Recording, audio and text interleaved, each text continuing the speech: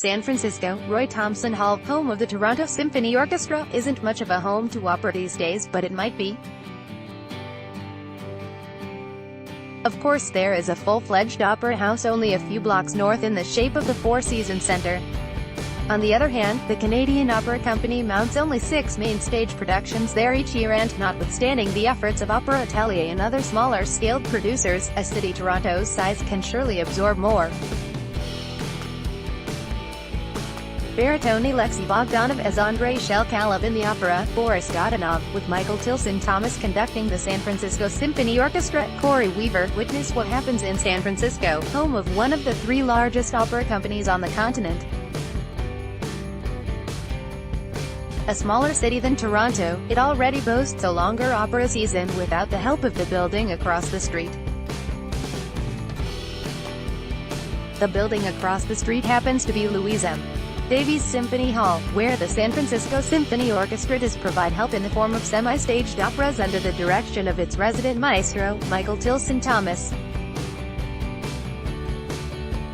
Works by Beethoven, Britten, Rimsky-Korsakov and Wagner have come to its stage under Thomas's direction, culminating this season in a powerful presentation of the dark and brooding original version of what is sometimes called the greatest of all Russian operas, Mussorgsky's Boris Godunov. Article continued below. Employing a largely Russian cast, headed by Stanislav Trofimov in the title role, with specially designed scenic and lighting effects, this was still something less than the kind of grand-scale production usually to be found on the other side of the street. It was also something more. As Joshua Kosman daringly wrote in the San Francisco Chronicle, no operatic orchestra, not even in the ring cycle that is unfolding across Grove Street at San Francisco Opera, ever got the kind of love from a conductor as the symphony gets from its music director in projects like this. Some orchestral conductors are anxious to take advantage of such an opportunity. Peter Aungian, the Toronto Symphony Orchestra's recently departed music director, was not. Although an able conductor of large-scale works for voices and orchestra, opera is not his thing.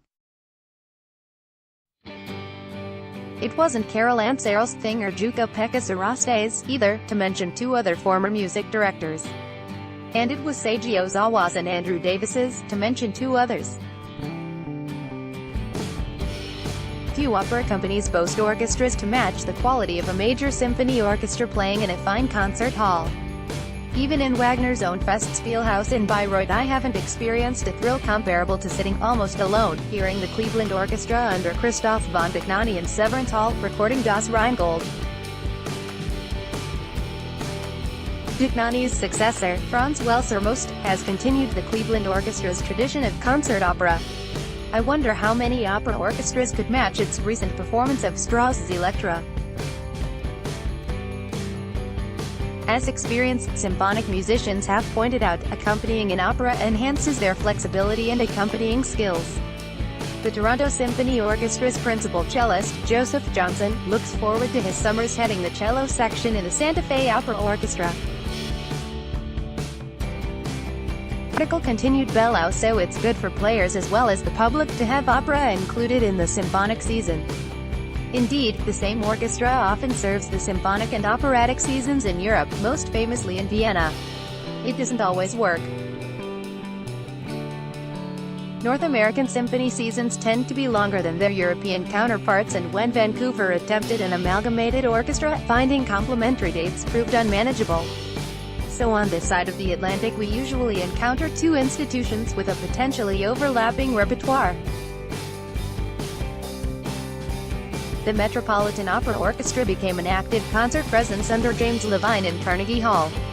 It's good for opera orchestras to broaden their repertoire exposure as well. In his book Subscribe Now, the late Lyric Opera of Chicago publicist Danny Newman argued that subscribing develops our appetite because we wind up exposing ourselves to works we might otherwise ignore. Symphony subscribers deserve that benefit. Aungian gave it to them where contemporary music is concerned. He did not really give it to them in the musically rich repertoire of opera. The challenge lies before his successor, whoever that might be. In the meantime, Sir Andrew Davis, the orchestra's conductor laureate and current music director of Lyric Opera of Chicago, is returning part-time in a caretaker capacity as the search for a new music director continues. Several years ago, I heard him conduct his first performances of Wagner's Ring Cycle in Chicago, a highly rewarding experience. This coming season, he will give us a taste of that ring at Roy Thompson Hall with Act 1 of Die Walküre, Jan. 31 and Feb. 2. It may only be a taste, but a taste is surely the first step toward developing an appetite. William Littler is a Toronto-based wine writer and a freelance contributor for The Star.